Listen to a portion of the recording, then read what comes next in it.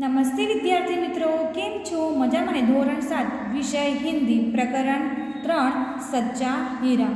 વિદ્યાર્થી મિત્રો, આપણે ગયા વિડીયોમાં એની અડધી જે કહાની છે સાંભળી લીધી હતી કે જ્યારે સાંજ પડે છે અને બધા જે પક્ષીઓ હોય છે, જે પણ વ્યક્તિઓ હોય છે, ફરીથી પોતાના ઘરે પાછા વળતા હોય છે, ત્યારે સાંજના સમયે જ્યારે ગામડાની સ્ત્રીઓ પાણી ભરવા કૂવા ઉપર જતી હોય છે, ત્યાંમાંથી 4 સ્ત્રીઓ ત્યાં રોકાયેલી હોય છે અને પોતે વાતો કરતી હોય છે. અને વાતો કરતાં કરતાં એમની પોતાની જે વાતો હોય છે એ પોતાના છોકરાઓ ઉપર આવી જાય છે. તો બધા પોતપોતાના છોકરાઓની પ્રશંસા કરવા લાગે છે.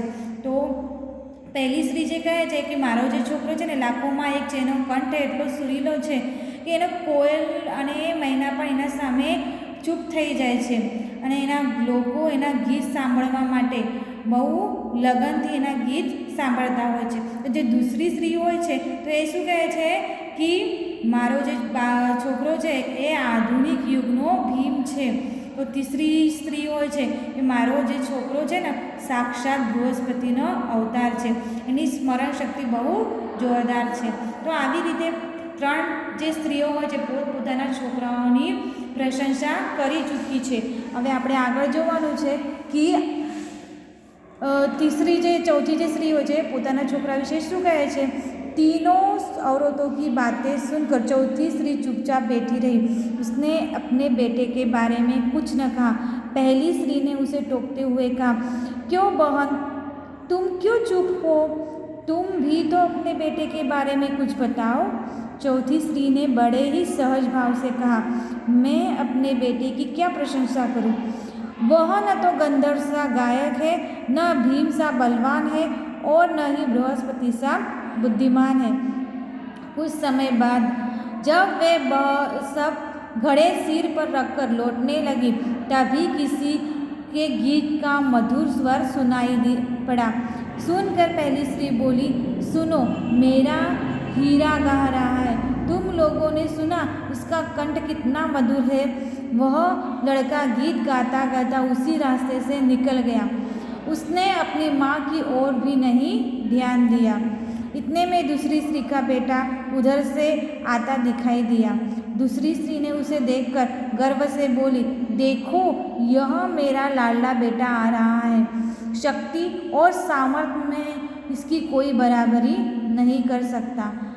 वह यह कह ही रही थी कि उसका बेटा भी अपनी ओर ध्यान दिए बिना ही निकल गया. तो विद्यार्थी मित्रों, જ્યારે તીસરી સ્ત્રી જે હતી એ એકદમથી ચૂપચાપ બેઠેલી હતી. બધા સ્ત્રીઓ એને કહે છે કે તું ચૂપચાપ કેમ બેઠી છે? તો એ કહે છે કે હું મારા છોકરાની શું પ્રશંસા કરું? ના એનો ગંધર્વ એટલે એનો કંઠ સ્વરીલો છે, ના એ ભીમ છે, ના એ બુદ્ધિમાન છે. એટલે હું મારા છોકરાની પ્રશંસા કરવા માટે મારા જોડે કંઈ શબ્દ જ નથી, તો હું એની પ્રશંસા કેવી રીતે કરું? પછી એમ કહે છે કે જ્યારે આ બધા પોતાના ઘડો જે છે માથા ઉપર લઈને ચાલવા લાગે છે અને ચાલતા ચાલતા એટલામાં જ એને મધુર સ્વર સાંભળવા મળે છે. ત્યારે પહેલી સ્ત્રી જો જે સાંભળ્યું કે મારો છોકરો આવે છે, એનું ગીત સાંભળીને તમને કેવું લાગે છે ને એનો અવાજ કોયલ જેવો મધુર. તો એ બધા કહે છે અને જોવે છે, પણ એનો છોકરો પણ એ બધા સ્ત્રીઓ જતી હોય, એની મા એની અંદર માથાના ઉપર ઘડો લઈને જતી હોય, તો એ ધ્યાન આપ્યા વગર ત્યાંથી પોતે ગીત ગાતા ગાતા ત્યાંથી નીકળી જાય છે. અને પછી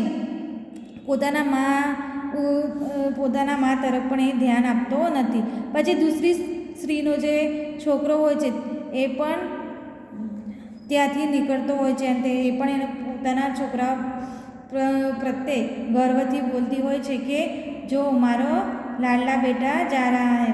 અને કહે છે કે જો એનામાં શક્તિ અને સામર્થ્ય કેટલું બધું છે કે એની કોઈ બરાબરી જ નહીં કરી શકતા. તો એ પણ ધ્યાન આપ્યા વગર ત્યાંથી નીકળી જાય છે. હવે આગળ જોઈએ. वे कुछ आगे बढ़ी तो एकाएक तीसरी स्त्री का बेटा उधर से संस्कृत के श्लोकों का पाठ करता हुआ निकला. उसके उच्चारण से ऐसा लग रहा था मानो उसके कंठ में साक्षात सरस्वती विराजमान हो. तीसरी स्त्री ने गदगद स्वर में कहा, देखो, यही है मेरे गोद का हीरा. इसे कौन बृहस्पति का अवतार नहीं कहेगा, परंतु उसका बेटा भी माँ की ओर देखे बिना ही बढ़ गया। तो એટલામાંથી સ્ત્રી જે સ્ત્રી હોય છે એનો છોકરો પણ ત્યાંથી જાય છે અને એ પોતે સંસ્કૃતના શ્લોક બોલતો જાય છે અને પઠન કરેલા હોય છે, એના ઉચ્ચારણ લાગીને એવું સાંભળીને એમ લાગતું હોય છે કે સચ્ચે એના કંઠની અંદર સરસ્વતી વિરાજમાન હોય, પરંતુ એ પણ પોતાના માની તરફ ધ્યાન આપ્યા વગર ત્યાંથી નીકળી જાય છે। वह अभी थोड़ी ही दूर गया था कि चौथी स्त्री का बेटा भी अचानक उधर से आ निकला। वह देखने में बहुत ही सीधा साधा और सरल प्रकृति का लग रहा था। उसे देखकर चौथी स्त्री ने कहा, बहन यही मेरा लाल है। विद्यार्थी मित्रों, અહીંયા પણ પ્રકૃતિ શબ્દ આપેલું છે। પ્રકૃતિ શબ્દનો અહીંયા અર્થ થાય છે સ્વભાવ। તો જ્યારે ચૌથી સ્ત્રીનો છોકરો ત્યાંથી અચાનક આવે છે અને ત્યાંથી નીકળતો હોય છે તો તે પોતાના માને જોઈને એ એના પાસે આવે છે અને એને જોઈને એમ લાગે છે કે બહુ સીધો સાદો સરળ સ્વભાવનો એ છોકરો દેખાવમાં લાગતો હતો। તો ચૌથી સ્ત્રી એમ કહે છે કે આ જ મારો લાલ છે। चौथी स्त्री उसके बारे में बता ही रही थी कि उसका बेटा पास आया। उसने अपनी माँ को देखकर वह रुक गया और बोला, माँ लाओ, मैं तुम्हारा घड़ा पहुँचा दूँ। माँ मना करने पर भी उसने माँ के सिर से पानी से भरा घड़ा उतार कर अपने सिर पर रखा और घर की ओर चल पड़ा। तो જ્યારે આવી રીતે જે ચૌથી સ્ત્રી હોય છે એ પોતાના છોકરા માટે કંઈક શબ્દ વાપરે, કંઈક બોલે એના પહેલાં જ એનો છોકરો એના પાસે આવે છે અને એમ કહે છે કે માં લા તારા માથા ઉપર જે ઘડો છે એ મને આપી દે તો હું ઘરે લેતો જાઉં।